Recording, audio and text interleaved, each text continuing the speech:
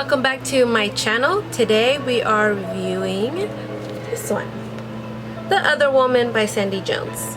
Now before I start, I do want to say that I was going to be rating books out of 5, but then it got me thinking that if a book is okay, I don't want to give it a 3 because then it sounds like it's bad, and that's not my intention. Also, these are my opinions, how I feel about a book. If I like a book, doesn't mean the next person will. If I don't like a book, doesn't mean the other person, is gonna also not like it, dislike it, so on and so forth. So instead, I'm gonna be reviewing them out of 10. The Stephen King Bazaar of Dreams, 9 out of 10. Most of the stories were great. There's one I didn't really care for. There was another one that was okay. The poems were different, but then again, somebody else might like them. But that one's 9 out of 10. The Mother-in-Law, I will give that a 10 out of 10. I'm still mind blown even after a week has been since I've read it. I was still excited from beginning to end. The ending was crazy. I'm still gonna highly recommend. So that one's 10 out of 10. Now, The Other Woman by Sandie Jones. And I wish I could give every book a 10 out of 10, but I can't. To me, this one was a 6 out of 10. It was okay. Let me tell you why. So, it felt like it would drag. Something crazy would happen and I would get a reaction. Then it would drag again. Wait for the reaction. Halfway through the book, I was honestly, where is this going? I don't understand. Like, it felt like there was too much backstory. Then there would be something exciting and I'd be like, great, oh, it's getting exciting. And then it would go away and then it would drag again. Again, that's my opinion. The end was not what I expected. There is murder, there is manipulation, there is lying, there is frustration. It does have that, and it does have a little bit of a happy ending, kind of sad also. So it does have that. So I did enjoy that.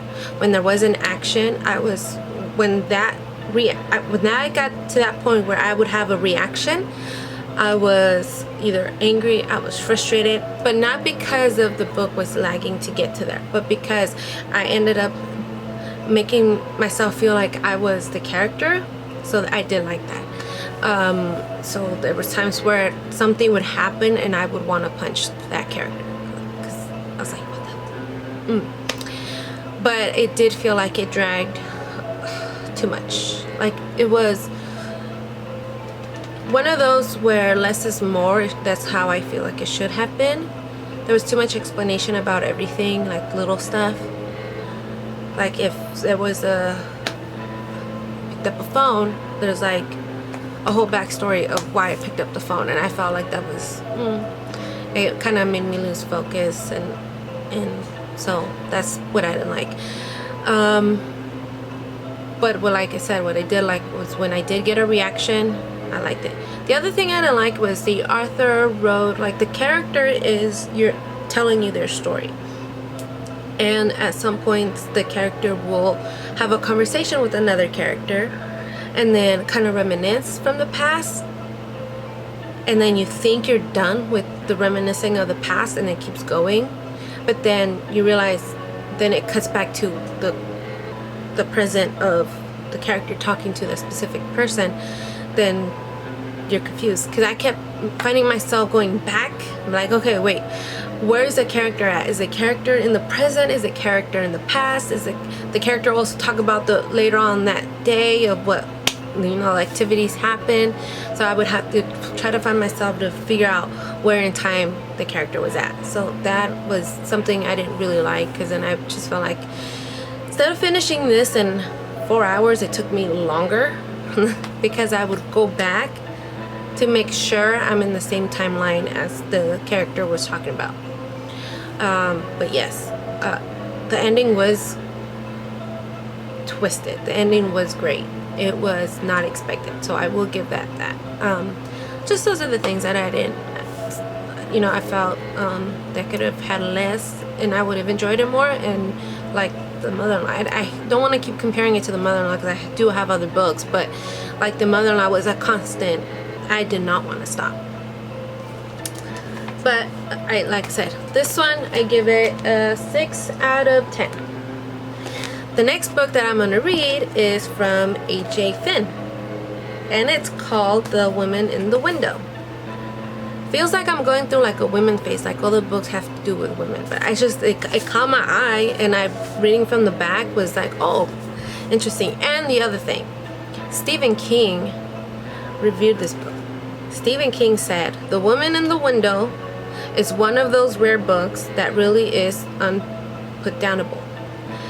The writing is smooth and often remarkable. The way Finn plays off this totally original story against the background of films Nori is both delightful and chilling." So, with that being said, my expectations are right here.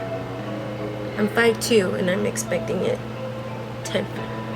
So we'll see how that goes. But I am very ecstatic to read this and see where that goes. So this is my next one. And then I'll go back to Stephen King. So if you have any suggestions or any questions regarding this, today's book review with Sandie Jones, maybe there's some other stories that you feel like probably be better, or probably what I want, just comment down below. And then yes, I will review The Woman in the Window next week. And if you were interested in today's makeup look or know somebody that might, I will link that down below. So I'll see you next Sunday, and hope you enjoy your day. Bye. Books out there, but so far I don't know, maybe it was just Target, but it just feel like a lot of the books that I saw on Target were about women. I don't know. Are they trying to tell us? Are they trying to tell us their secrets? I don't know what I'm saying. My channel, today we are reviewing, or I'm reviewing, I need a nap.